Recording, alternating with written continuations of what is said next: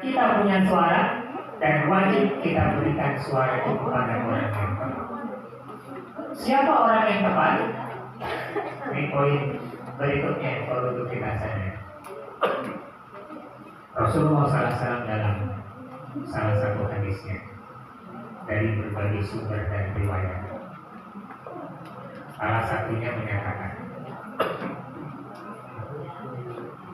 barang siapa memilih pemimpin di satu wilayah tertentu, para ulama menyatakan wilayah itu bisa cuma 10 sampai 20 orang, apalagi sampai tinggi-tinggi, kelurahan, kecamatan, kemudian kota, bahkan negara, itu berarti lebih besar wilayah. Barang siapa memilih pemimpin untuk satu wilayah tertentu, dan di wilayah itu ada orang yang redaksi hadisnya, man ardallaha wa rasulah, yang lebih diridhoi oleh Allah dan Rasulnya. Kira-kira yang lebih diridhoi oleh Allah dan Rasul itu orang seperti siapa? Orang yang pertama dia harus beriman. Karena kalau nggak beriman, Allah nggak ridho, betul? Allah nggak ridho dengan orang-orang kafir, walaupun dipersilahkan. Karena apapun yang dipilih oleh orang, pasti akan ada balasan. Yang memilih beriman akan balasannya, yang memilih kekafiran juga akan ada balasan. Allah membiarkan kita untuk memilih. Tapi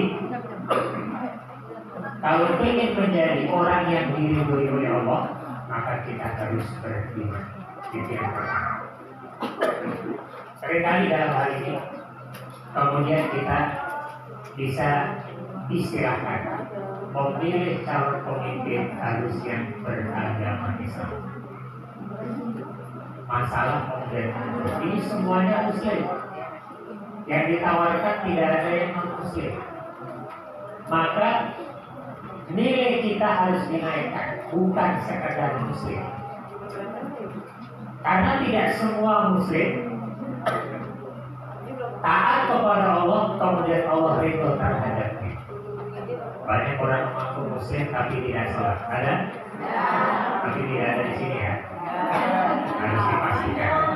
Kalau di sini tidak ada itu berbahaya. Bukan soal apa-apa, nanti bahaya saat kita ketemu dengan Allah.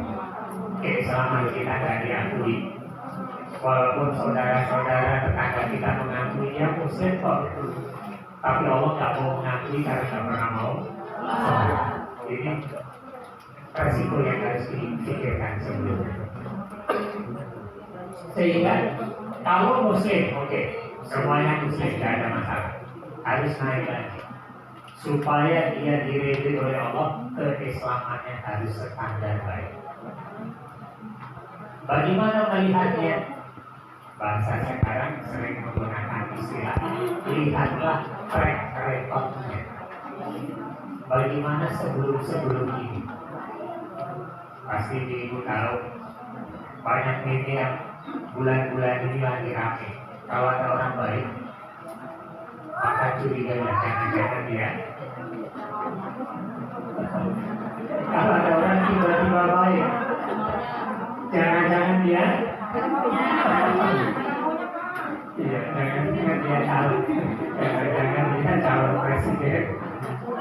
Itu media hari ini. Artinya, untuk melihat orang baik tidak cukup hanya saat kampanye saja. Ya, kalau saat kampanye semua orang baik, semua orang mengaku baik, semua orang mengaku paling tepat, gitu ya. Makanya track record menjadi penting. Seperti apa kehidupan dia sebelum dia dicalonkan? Apakah kehidupannya berjalan dengan baik? Keislamannya dibuktikan dengan baik? Taat kepada Allah, taat kepada aturan agama? Atau kita nggak pernah tahu masa lalunya? Tiba-tiba muncul jadi orang hebat, Ini permainan media. Ibu-ibu harus sadar, sekarang kita hidup di zaman teknologi canggih. Dalam hitungan hari, orang yang tidak pernah kita kenal tiba-tiba tampil menjadi orang hebat. Semua kebaikannya tiba-tiba muncul di mana-mana. Semua orang ngomongin dia. Padahal sebelumnya kita nggak pernah tahu siapa dia. Itu gara-gara sudah ditetapkan dia sebagai seorang calon. Sehingga track record kita perlu mengetahui siapa dia, bagaimana keislaman dia selama ini. Ini menjadi penting untuk menentukan cara kita melaksanakan hadis ini. Kembali kepada teks hadisnya supaya tidak bingung. Sekali lagi, barang siapa memilih seseorang untuk menjadi pemimpin di sebuah wilayah tertentu, dan di wilayah itu ada orang yang ardullah wa rasul, lebih diridhoi oleh Allah dan Rasul. Jadi dia memilih bukan orang yang diridhoi oleh Allah, dia memilih yang lain. Di dalam hadis yang lain disebutkan karena faktor-faktor tertentu. Bisa jadi karena ngasih duit, bisa jadi karena ngasih sembako, bisa jadi banyak hal. Padahal sebelumnya kita nggak pernah tahu. Sehingga kalau yang kita pilih tadi bukan orang yang lebih diridhoi oleh Allah dan Rasulnya, ancaman tadi sudah. Faqad khanallaha war rasul wal mu'minin. Dia telah mengkhianati Allah, mengkhianati Rasulnya, dan mengkhianati orang-orang beriman. Mau dianggap pengkhianat ibu? Ya. Jangankan menjadi pengkhianatnya Allah dan Rasulnya, pengkhianat teman saja kita tak mau. Dia mengkhianati. Itu sebuah tuduhan yang sangat berat. Di dalam hadis ini, kalau kita memilih calon pemimpin untuk level manapun, untuk sebuah wilayah kecil, dan di wilayah itu ada orang yang lebih diridhoi oleh Allah, ternyata kita pilih yang lainnya, itu kita disebut oleh Allah sebagai pengkhianat. Pengkhianat Allah, pengkhianat Rasulullah, pengkhianat orang-orang beriman. Kenapa mengkhianati Allah? Karena Allah sudah membuat aturan. Pilihlah orang-orang yang diridhoi, tapi dia memilih yang lain. Berarti dia tidak taat kepada Allah. Perintah Allah tidak dilakukan, sehingga mengkhianati Allah.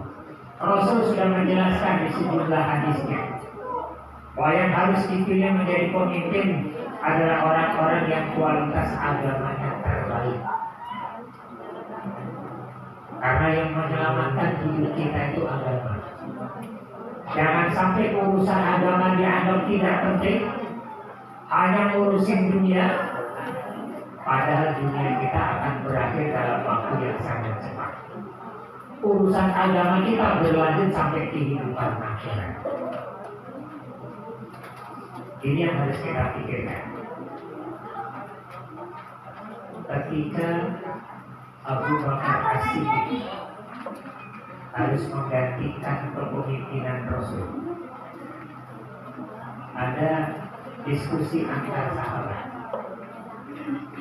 Siapa yang harus menggantikan Rasul? Karena saat itu ada yang tahu kan? Rasul meninggal di hari apa? Di hari apa, Bu? Jumat. Di hari Senin. Terus dikubur di hari apa? Nggak tahu. Langsung dikubur apa enggak? Langsung. Langsung apa enggak? Ternyata menunggu 3 hari. Tahu nggak kenapa menunggu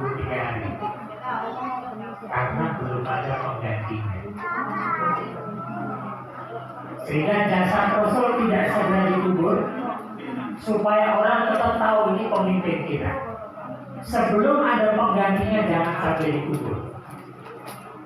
Dan saat itulah terjadilah diskusi antara sahabat-sahabat di sana. Siapa yang menggantikan kepemimpinan Rasulullah SAW? Muncullah beberapa nama. Tapi kemudian ada sahabat yang punya alasan. Siapa yang ditunjuk Rasul saat beliau sakit parah dan tidak bisa memimpin sholat? Semua tahu dia adalah Abu Bakar As-Siddiq. Lalu sahabat ini menyatakan, kalau untuk urusan akhirat kita siap dipimpin